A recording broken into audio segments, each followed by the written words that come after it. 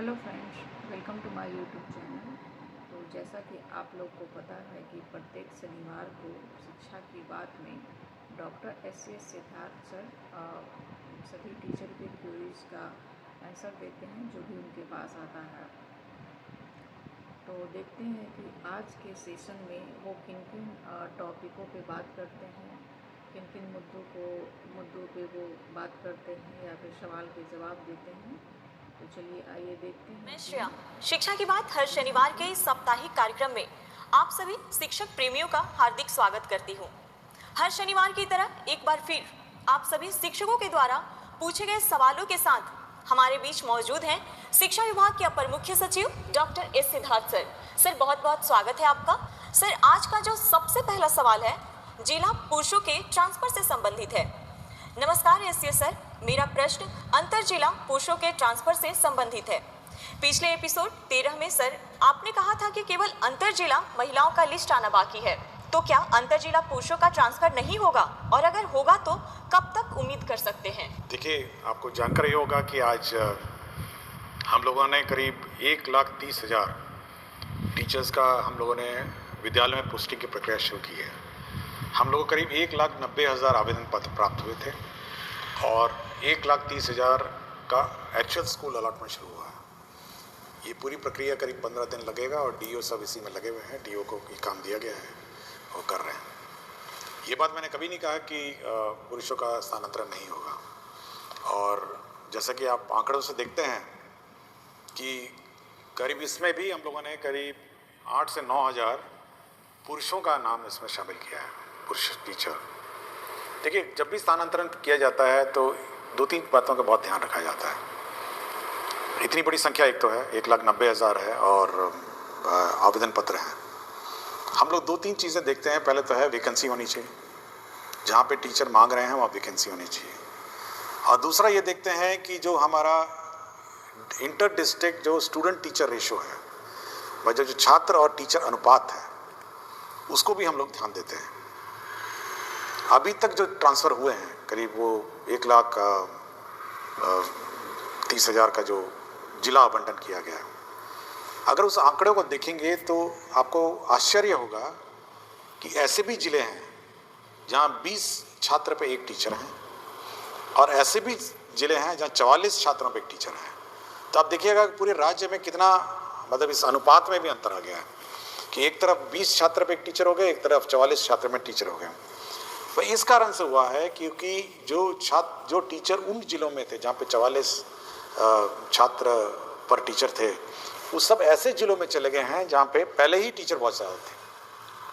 तो एक तो हम लोगों को ये मेंटेन करना पड़ता है। पूरे राज्य का औसतन है 30 छात्र पर टीचर है। तो हम लोग को ये नियंत्रण रखना पड़ता है कि ऐसा ना हो कि अचानक एक जिला ऐसा हो जहाँ पे 10 छात्र हो जाएंगे एक टीचर पे। और जैसे ही ये ट्रांसफर्स होते हैं, देखिए एक चीज़ आपको सभी को सोचना भी चाहिए कि जहाँ से टीचर हटते हैं वहाँ स्कूल बंद भी होने लग जाते हैं। मतलब क्योंकि टीचर की कमी हो जाती है, जहाँ पे 5 टीचर थे अब 2 टीचर हो जाएंगे, तो स्कूल भी बंद होने लगते हैं। तो एक और जहाँ पे टीचर्स की अपनी व्यक्तिगत समस्याएं हैं, वहाँ पे सभी को छात्रों की भी समस्याओं को समझना चाहिए। मतलब छात्र भी, मतलब जहाँ उसको 5 टीचर आज थे, जैसे ही वो टीचर स्थानांतरण होकर चले जाएंगे उसके बाद 2 टीचर बच जाएगा, और वही 5-6 क्लासेस जो है वो अब 2 टीचर पढ़ाएंगे। तो कितना कठिनाई छात्र को होगा। तो ये सब देखते हुए हम लोग करते हैं। फिर भी हम लोगों ने 1,30,000 टीचर्स अकोमोडेट किए हैं, और सबसे ज़्यादा जो हम लोग का प्रेशर है, जो सबसे ज़्यादा टीचर्स का स्थानांतरण का जो दबाव है, वो है पटना जिला में। और पटना जिला में इतना ज़्यादा दबाव है, ऐसा लगता है जैसे, मतलब एक अनुमान हम कहेंगे कि 15,000 टीचर जो हैं और पटना की तरफ जिला का ऑप्शन दे चुके हैं।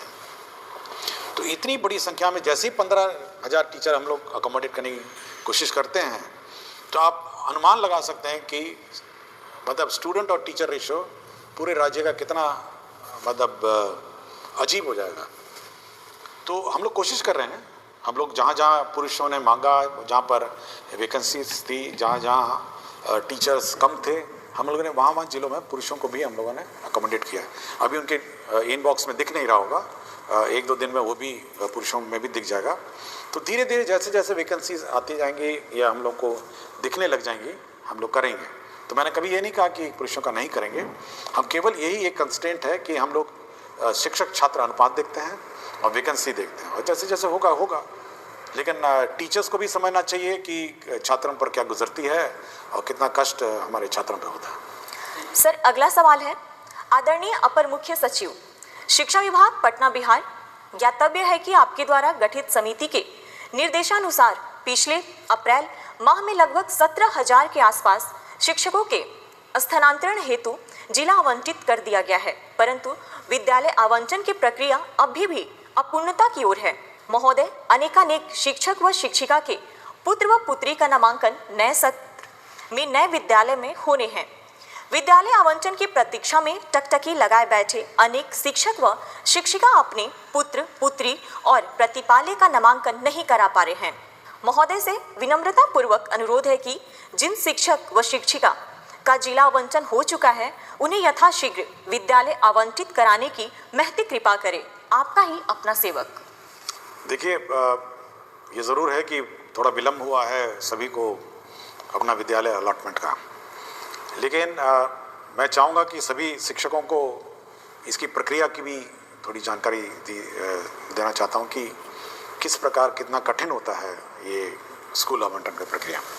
देखिए, अगर कोई नया टीचर आता है, जैसे TRE-3 आपने देखा होगा, हम लोगों ने प्रखंड मांगा और सबको अलॉट कर दिया।